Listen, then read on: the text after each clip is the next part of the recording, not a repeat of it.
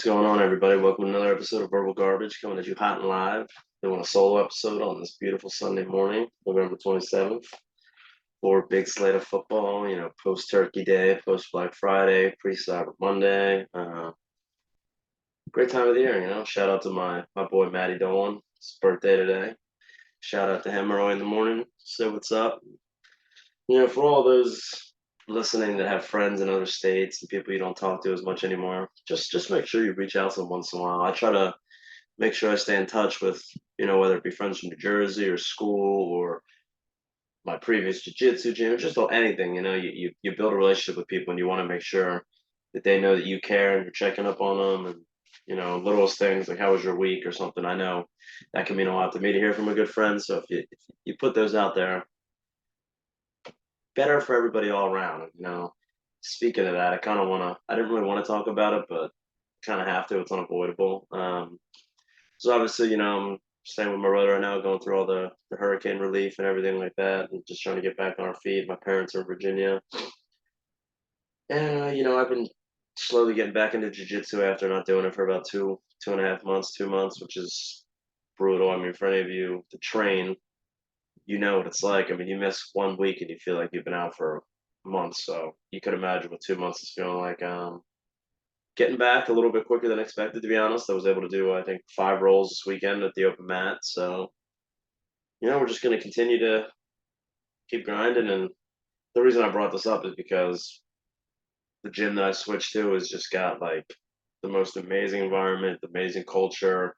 You feel so welcome there. Everybody's just having fun. Everybody's learning. Everybody's getting so good. And, I had multiple people from the gym reach out to me during everything, which just meant so much, made me feel so good. And just to know that people are out there that care. And, the coach of the gym, I'm not going to say his name. I don't want to blow up his spot too much, but just an extremely selfless man. I mean, this guy is pretty much allowing me to train right now pro bono because, everything that I'm dealing with, and I'm just getting back to work. And so he's giving me a home to train. And then on top of that, they did a little fundraising effort, and he gave me a check last week after I left the gym. And I don't know that I'll ever be able to fully encapsulate my emotions and be able to explain them, but just know that, I mean, it really, really touched me. It was just an amazing gesture that he did not have to do.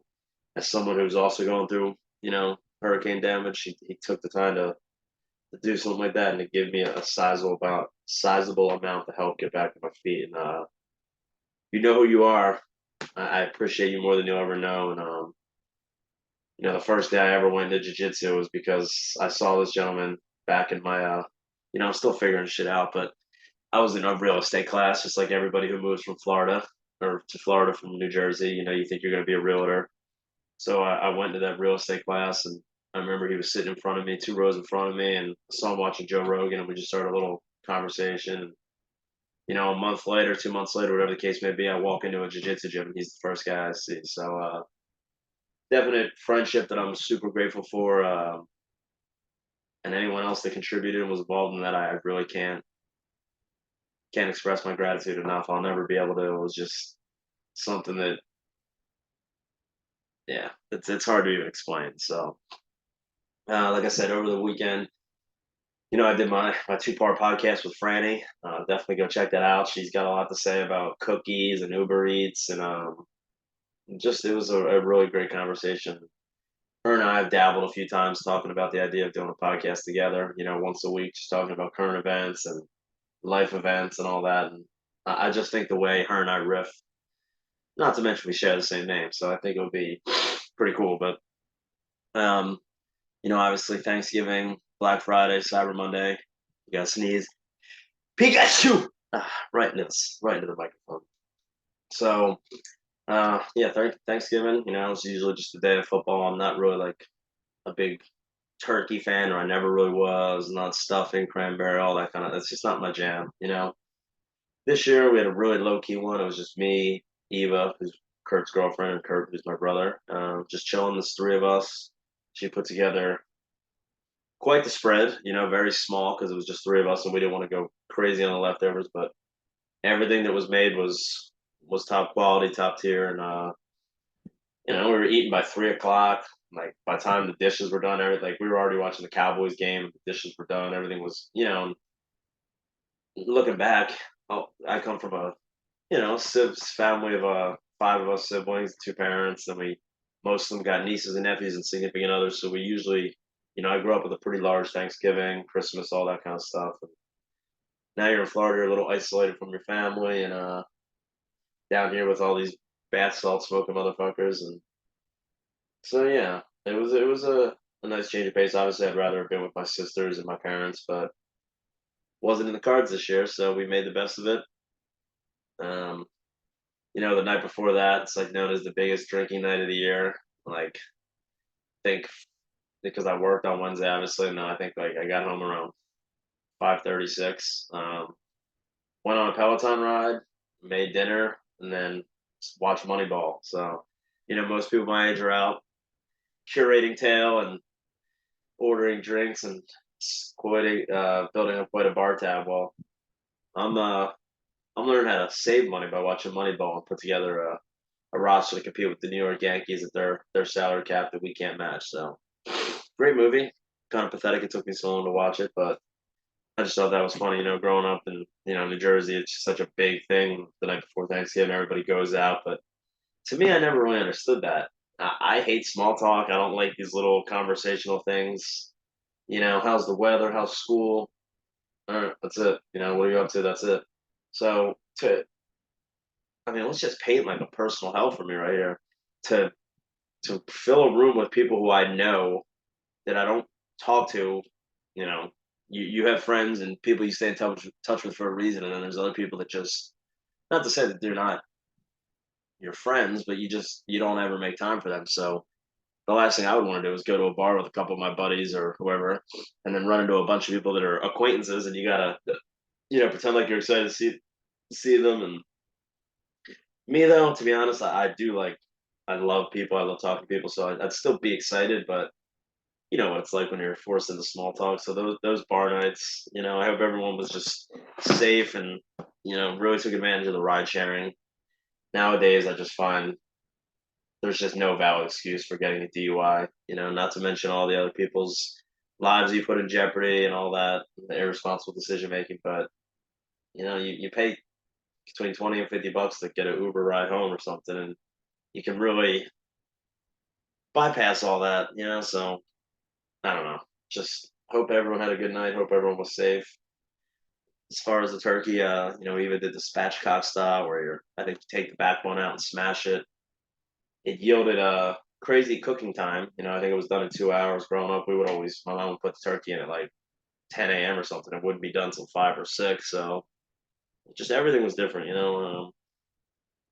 If the time ever comes where I have a little tribe of my own and I have to procure and curate a turkey for the family, I think it's going to be a little bit of a struggle. I don't do well with like rotisserie chickens and like the bone. It's funny because I talk about how I want to get into hunting and fishing and all this stuff. Here I am like getting a rotisserie chicken that's already dead and everything, and I still have trouble like picking through the bones and the lungs. So the turkeys, yeah, they're kind of gross. I don't really look forward to cutting them up. Just kind of brings me back to my days of biology and like middle school. Sixth grade. I remember they brought a frog in. I ran out of the classroom. Seventh grade, they brought a cat in. I threw up in the trash can. In eighth grade, I can't remember what it was, but I was never able to deal with the dissecting, and going through middle school and high school. It was something we were faced with. Not my strong suit. So my style would definitely be to get like a brisket or a giant pork butt and just smoke some pulled pork. And speaking of which, we've made it very public news here that the hurricane hit the area that I live in, and you know, with all the stuff that we lost, you just got to count your blessings and realize, you still have your family, everyone's intact. My mom and I still have our vehicles, albeit a fucking shitty Kia, which I'm just trust me. Every time I drive it, guys, I want out. But right now, when you're pretty much just driving to work, driving to jiu-jitsu, driving to get like groceries, and driving to golf. There's not really a huge need for me to trade it in. I just don't see the point, so I'm just gonna keep banking the money, getting back on my feet, and then we'll look into the car next. But yeah, my smoker actually just took a shit over the weekend. Thanksgiving morning we were getting ready to get the appetizers going around 10:30 in the morning. I figured let's get a little cream cheese in the smoker. Do the pepper jelly cream cheese smoked up, but smoker had other plans. Got preheated, got it up right at temp, open the door, load the cream cheese in, and it just shuts off. Haven't been able to juice it back up then, and it's a big loss. At least once or twice a week I was using that smoker to do various things, veggies, fruits, meats, you name it, cream cheeses, queso, and now I'm without it. So I'm gonna probably be reaching out to a buddy or two of mine to cook me up some pork in the meantime while I'm going through, because the issue is I'm staying at my brother's house and we've already pilfered so much stuff into here. And now I mentioned buying another smoker. He was not too keen on that idea, so we're backtracking that, and I guess we'll wait. So it's gonna be a long journey. Yeah, and then we go to Black Friday after that. Um, just crazy what it used to be. If you guys remember growing up, you would hear about this crazy day leading up all year, right? People would be, they eat the Thanksgiving dinner, they take a nap. This was a real thing in New Jersey, 100%. Like they would take a nap and they'd go camping out that night, next morning to ensure their spot to be able to get that new 65-inch TV that they really wanted for $100 off. So I saw a meme yesterday. Tim Kennedy put it up, who's an MMA fighter, and it was pretty funny. It was like, let's see if I can. No, I'm not even gonna try to do the share screen right yet. But pretty much like showed like January, June, and then Black Friday, and it would show like 8.99 in June, 8.99 in the other whatever months I said, and then Black Friday they just show like the price that it was like 2 years ago and cross it off and give you the sale price. And yeah, people are crazy. I mean, they will definitely act insane to get what they want. I've never gone out on a Black Friday. I've had to work Black Fridays before in malls and such, and it was a Pikachu. It was an absolute nightmare. So I've told myself, ever since I saw that kind of stuff going on, just seeing how people would treat each other and react. Man, working in those malls during November and December was hell. We would open for like an extra 2 hours, so instead of closing at 9, we would close at 11 p.m. Your boy was in there just slinging, used video games, and I would have to deal with so many crackheads. And the one big thing for this podcast we still haven't done yet is the origin story on Jeremy Warren. For those of you who don't know, back in my cashier days, and one day I'm literally just going to do a deep dive on this, and just literally the episode is just all going to be about him. But long story short, I was working with my manager, who was a knowledgeable guy, and we had this gentleman come up to the register, and we were both helping other people out. Gentleman had an issue with, I think it was his PlayStation Portable, his PSP at the time. So long story short, he asked my manager for help. My manager kind of brushes him off, says he's busy, which he was. And I was like I don't want to say the bro gamer because I'm not, but compared to these guys, I was definitely the bro gamer on staff. Just to give you an idea, like my manager's name was Raz. It was after a video game character, a nickname, but I didn't know said video game. So I remember during my job interview, I was like, "So, like, Raz, man, you must love raspberries." And he's like, "Are you serious?" I'm like, "No, no, man, it's named after a bit." And I was like, "All right." So I didn't think I was gonna get hired, but I did, and I was still friendly with everyone, but they would just play games that I never heard of in the anime and all these crazy things. So, anyways, the customer tried to get help from Raz, couldn't, and then he looked at me, and I didn't really know anything about PSPs, so I just kind of like brushed him off and just laughed. Um, Little did we know this was creating like the Unabomber manifesto in motion. This gentleman who was extremely deranged, had a touch of mental illness. I'm gonna guess, not guess. When you hear some of these clips down the road, you'll see. But he pretty much proceeded to go home and make the YouTube videos slash rants. Podcasting before podcasting. This was like circa 2000, 2009, 2011, somewhere around there. I would go home and make videos on YouTube, threatening the employees of the store, recounting his whole experience. And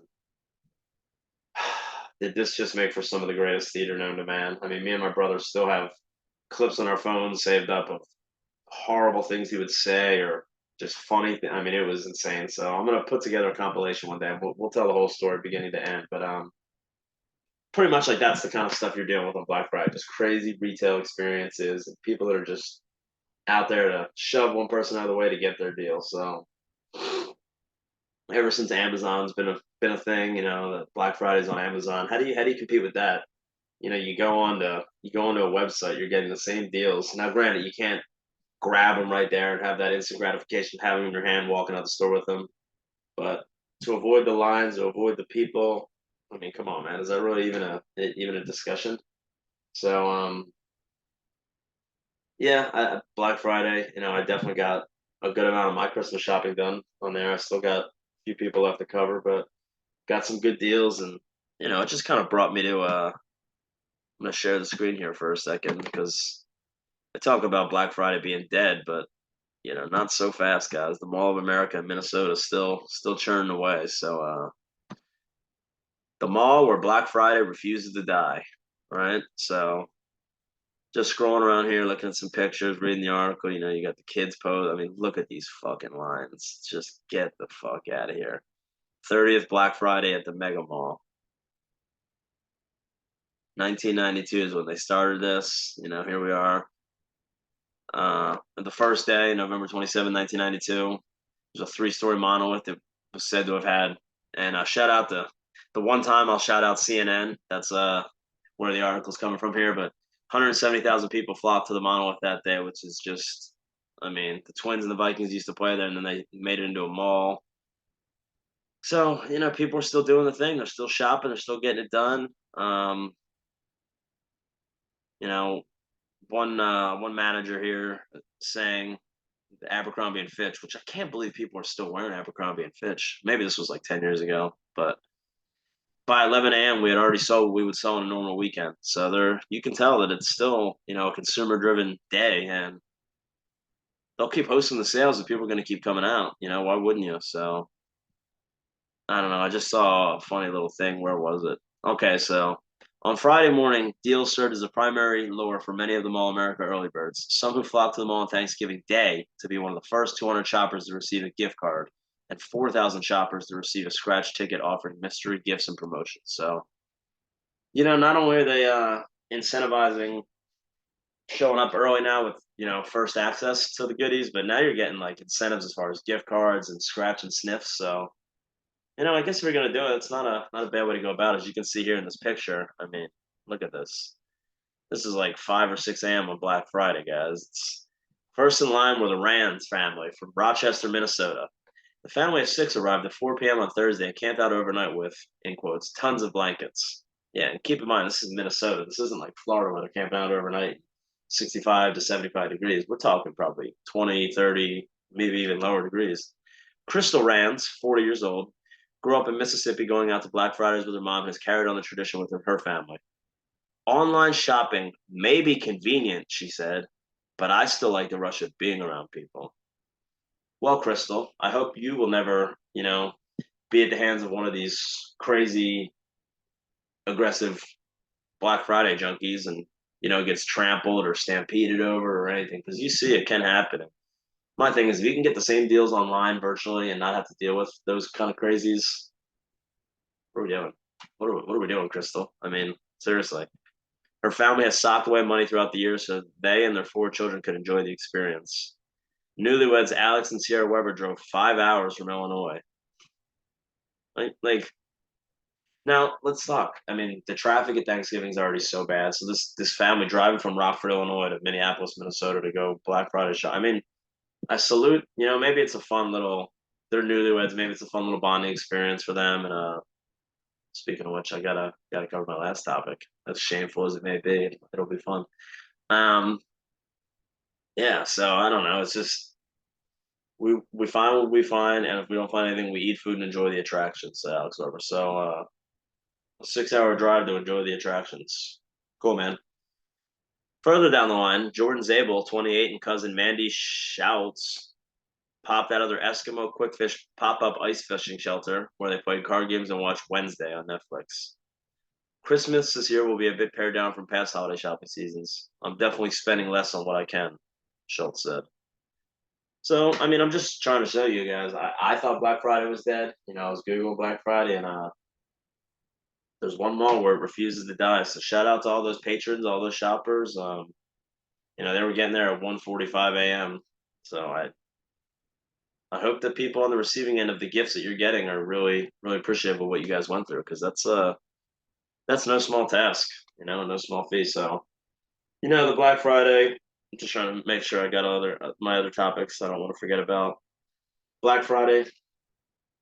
Yeah, I mean, if that's what you're into, great. If you'd rather be like me and just go on Amazon, get your reward points, and have a peaceful day, great. So I went golfing the other day, just driving range for about 2 hours. Just hit two giant bucket of balls. It was really putting putting onus on the three and the four wood that day. Really just when you're golfing, I find chipping and putting are the most common things, but you only really get one tee shot, especially when you're learning at my level with the smaller courses. So I really was getting the big boys out and swinging, getting some really good shots, and at one point it was a pretty busy day. It was day before thanks. No, this was Black Friday during the day. Um, so at one point it's like a few of us are there. We got a few people in the end. A dad and his daughter. The dad is definitely a pretty experienced golfer. He knows what he's doing. And there's a golf course Karen, coming to the forefront. There's these three ladies on a golf cart. They're going up the path, and there's the driving range grass. One of the ladies hit a pretty wonky tee shot, so it came over onto the driving range area. And the guy that I'm next to is just doing his little chips, just swinging every shot going to the same exact spot, just perfect. And some lady gets out of the golf cart, like kind of running, not running towards him, but walking, approaching towards him, and hey, you can't be shooting right now. There's people on there. And he just kind of laughs and like makes a smile. I was like, oh, and respectfully, he just stopped. But I'm sitting there thinking, man, the nerve of you, lady, like you make a bad shot and then you're interfering with someone else who's paying money to make him stop. Now, granted, like if I see someone coming far into the driving range grass, I'll stop just out of respect. But if you're gonna there's just way. It's always how you say it. It's not how you say it. No, it's not what you say. It's how you say it, right? And she just came off in a very aggressive, confrontational manner. It was just like my brother was saying, she's definitely got the alpha energy on the golf course. She was walking around like she owned every blade of grass and every tee and every ball was hers. So I watched her. I watched her approach. It wasn't great. For someone who's only been golfing about 5 times, I think I could have put in Karen in her place, got my three wood out, got a nice little tee shot, 7-iron. But I don't know. Just it really makes me cringe when I see people out in public like that, just acting like whatever they have is theirs, like it's a public course, and they're acting like it's their domain. So, hope you did well, lady. Hope everything was okay. But next time, you know, gauge the skill of the people you're talking to. Don't just start spouting off at someone who knows what he's doing. He's probably a member of the golf course and probably knows the ins and outs a little bit better than you, right? So, get to two more current events I wanted to bring up, albeit these might be a little bit controversial, but hey, man, what do we do this for, right? So, while my really shitty, I should have been on Black Friday getting a laptop, but I wasn't. Um, so we have a really badly judged tweet, if you would. No, a tweet that was fired out without much thinking by whoever was the operator. Let's just say that in a nice tone. Now, before I get into this, I'm not like condoning the tweet. And let me mute this. Sorry, everybody. Definitely not condoning the tweet. I just saw it and I thought it was kind of funny. Just consider like if it was just from like a random bro on Twitter, no one would have cared. But the fact that it's from a woman's hygiene product, um, definitely made this a little bit more of a dicey issue, right? So for those of you out there, more on Fox Business. So we have one article from CNN, one article from Fox. Do with that what you will. But Tampax, the popular tampon brand company, has been accused of sexualizing women after posting a controversial tweet that went viral and led to calls for a boycott of the company. So yeah, Tampax is in some hot water right now, and we can only imagine that this was a goofy incel like myself who was somehow granted the reins of Twitter's or Tampax's Twitter account, but they sent out something without that much thought process behind it, in my opinion. And I quote, "You are in their DMs. We are in them. We are not the same." Um, yeah, just poor taste. Now, did I laugh when I first saw it? Sure, I did. But the more you think about it, this is like a I don't know a sanitary hygiene brand that's got to be worrying about their customer base, and here they are saying something that, and like the other thing you got to take into account is there's old ladies going through this. There's preteen girl. I mean, it's just not a good look. So I mean, I'm pretty sure they're like the flagship company when it comes to these devices. But there's a strong stream of boycotters out there trying to make this a thing. So it's it was parodied from a popular meme, which is sliding into the DMs. It's just I don't know. I mean, I thought it was funny, but the more I read it, I'm like, it's just kind of gross. It's just disgusting. And Tampax, which says that it is committed to making period conversation as normal as periods, so we can all feel educated, empowered, and limitless every day of the month. Followed it with another post resharing the initial tweet and how explaining how they refused to let Twitter shut down before we share this tweet. Uh, while some were baffled by the tweets, finding it creepy and gross like I did, others felt it sexualized periods, which is all right. That's enough of this one. I thought this was going to be a little bit funnier, but it's not. In poor taste. You were in their DMs, we were in them. We are not the same. Pretty disgusting. Pretty funny at first, but when you think about it, not so funny. So next story. Balenciaga, guys. I don't know. I mean, I can't afford Balenciaga, so this isn't really bothering me as far as like boycotting the clothing company. But boy, do we have an issue here. So Balenciaga apologized for a photo shoot that included kids holding bears in BDSM gear, and people are not having it. So I don't want to get too controversial here, but there's this whole thing now with trans people having like these drag shows and having kids be involved, and like the kids are putting money in the waistbands. I, I'm not against trans in any regard, truly. But the minute you're going to start indoctrinating children and trying to alter their beliefs and like just let kids be kids and let them discover themselves, let them figure stuff out. But to have a 6-year-old watching this stuff, it really bothers me to my core. So, I mean, you can see the sweet little boy here, this sweet little redhead, and I just have a nephew with red hair. So, I mean, this could have been him, guys. This could have been my nephew holding this BDSM bear. So, obviously, you see the picture there on the screen sharing. Just terrible. Let's read a little bit of this article. So the French luxury, and this is from BuzzFeed News. French luxury brand Balenciaga apologized for its advertising campaign to show two young children posing with bears wearing BDSM style harnesses featured court documents that mention virtual child porn, which I agree. This is just despicable. We sincerely apologize for any offense on our holiday campaign. God, I can't fuck our holiday campaign. Man, reading on camera is a whole different dynamic. We sincerely apologize for any offense our holiday campaign may have caused. Our plush bear bag should have not been featured with children in this campaign. Yeah, no shit. How about like a grown model? Like, look at these fucking. This is just. Oh my god.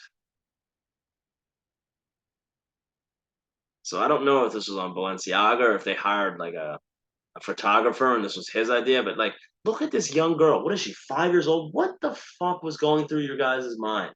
Now, maybe it's because you're a French company and I'm an American company. I don't know if this was on French soil or US soil, but this is like, I just had a real problem with the story when I saw this. I'm like, here we go again, trying to force kids into things that they don't know anything about. They're holding this bear that, ay, ay, ay. So, I don't know. It's just, I'm trying to scroll down here to get a little more into the article, but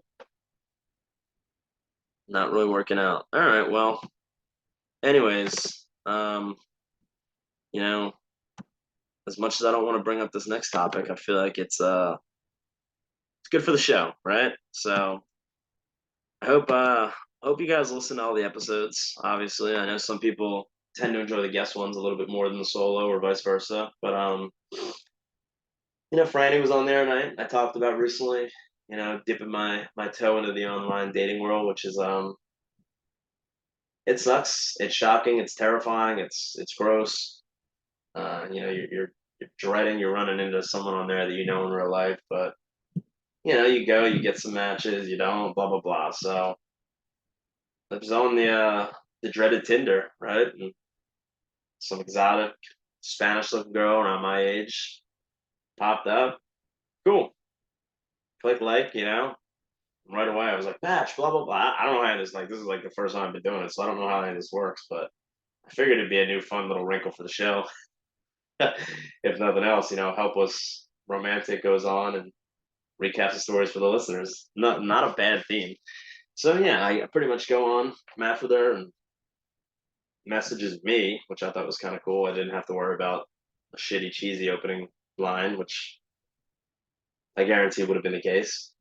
And then, we're going back and forth, blah blah blah, just talking little things, and then all of a sudden I get this like paragraph about trying to be upfront with everything, and now being the hopeless romantic that I am, right away I was like, oh my god, like this is going great. Um, we have similar interests. I confirmed that she was real, which is cool.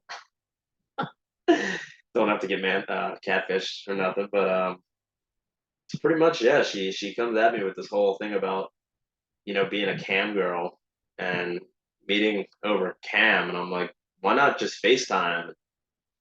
Pretty much come to learn that like she's doing like $60 for these cam shoots, and I'm like, well, can I just like take you out to eat and spend more than $60 on you? And she hits me with this like, well, how will I know you're any different from other men if you just want to skip? And I was like, all right, this definitely seemed way too good to be true. So yeah, we both agreed that I'm not really the cam type. So it's a hard no for me.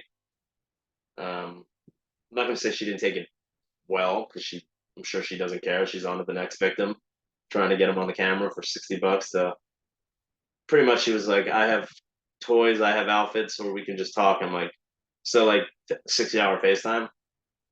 Cool. No thanks. So not a great start for your boy on the dating app. This is just like, do I delete?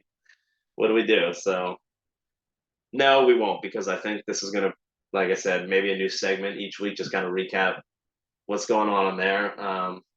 I did have the wherewithal to go back and message this young lady and ask her to be a podcast guest, obviously, because just curious about the dynamics of a cam girl. How you find your prospects, how you make your money.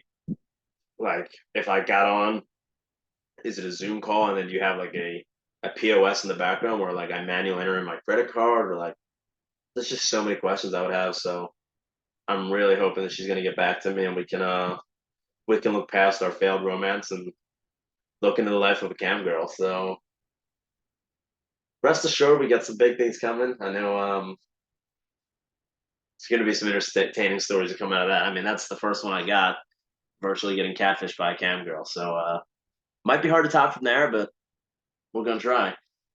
Last night, I also made a guest appearance on another episode called Swamp Talk. Just three swampy gentlemen that just drink beers, smoke weed, and have fun, just bullshit and talking about random stories. So that episode's going to be out, I think, December 9th. So check that one out. Swamp Talk. Your boy was on there just mixing up with some swampies. Other than that, this week coming up, we got obviously a full slate of football games on Sunday. The Birds on Sunday Night Football, and then Saturday, big day, going to the UFC in Orlando. Huge fight night card. Obviously, I'm going to support my boy Nico Price.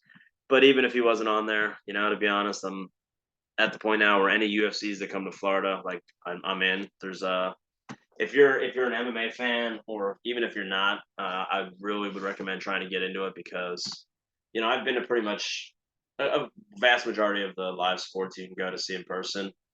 Um, you can take my word for it, guys. There's really nothing better to see in person than a live MMA fight. And I haven't even seen ones, with the high stake pay per view, the title fights, all that kind of stuff. I haven't even seen anything like that, so I can't imagine the stakes when you get to that level. But yeah, for my MMA fans out there, we got a stacked fight night card. The one thing that stinks is when they went over to from FS1 to ESPN, the cards seem to be coming on a lot earlier, which is great. The prelims would be at 4, the main cards at 7. I know Kurt and I went to Philly, which is, I'm wearing the shirt right now. The Edson Barbosa Justin Gaethje fight. I think the prelim started at 4, the main card started at 7, so the fights were over by like 9:30. That was incredible. Not so lucky this time around, guys. The card's in Orlando, so about a 3-hour drive, and I don't think the prelims start till 6:30 or 7 o'clock at night. Let's see what the early prelims are. 7 p.m., which means the main card's at 10 o'clock, which means the main card's going to be over around 12 o'clock, 1 o'clock, which means we'll be driving home that night, which means we'll be getting home around 4 a.m. Definitely going to suck, but it is what it is. It's going to be worth it. So, I mean, the first fight, strawweight bout, we're going to get there nice and early. I'll be there for every single fight because that's just how you got to do it. We got Mexico versus Brazil. I'm going to take Nunez in that one. I'm going to just kind of go through all the picks real quick, and that's how I'll end the episode. Marcelo Rojo versus Francis Marshall. Seen Rojo fight before, haven't seen Marshall, but we're going with the American Marshall. Genaro Valdez versus Nathan Levy. Israel versus Mexico. I'm going to go Israel because Nathan's got a weird looking haircut that looks a little intimidating. Next, we got a battle of the dime pieces. Tracy Cortez, the girlfriend of Brian Ortega, battling one of my big UFC crushes, Amanda Ribas. Now, I'm going to go Ribas in this fight. She's had a little bit of a tough go of late, but I think she's definitely the more talented fighter. Darren the Damage Elkins versus Jonathan Pierce.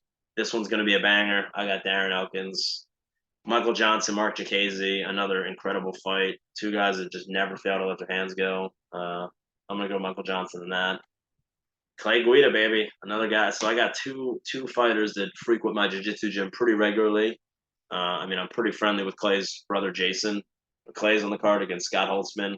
Definitely not picking against the Carpenter. Angela Hill versus Emily Ducote. I'm going to go Angela Hill. The people's main event, last fight of the prelims. We got the Florida native, the Cape Coral boy himself, Nico the Hybrid Price, taking on Philly Rowe. I like Rowe, good fighter, well-versed, all-around good fighter, but come on, man. It's my fucking boy you're going against. No chance. Kicking off the main card at 10 o'clock, we'll have the Bob O'Reilly going on in the background. I fucking can't wait. Eric Anders for Kyle's Dawkins. I've told the story about Eric Anders trying to quiet me down when I was giving him some hype at the Tampa card. So I'm out on Eric Anders. Kyle Dawkins is from Philly. Let's go. Brunson and Hermanson, unfortunately, this fight got scrapped. You knew it was going to be at least one, so that's no longer on the card. Real bummer. 2 top 10 middleweights who have both been at the top of the level. So for a while, I would have been really excited to see that. Tai Tuivasa, the Australian man who does the shoeies, which we talked about before, taking beer, spitting in the shoe, and chugging the beer. Super disgusting, but goddamn, do I want to see that in person. He's going against Sergey Pavlovich. I'm going for Tuivasa simply because I want to see the shoey.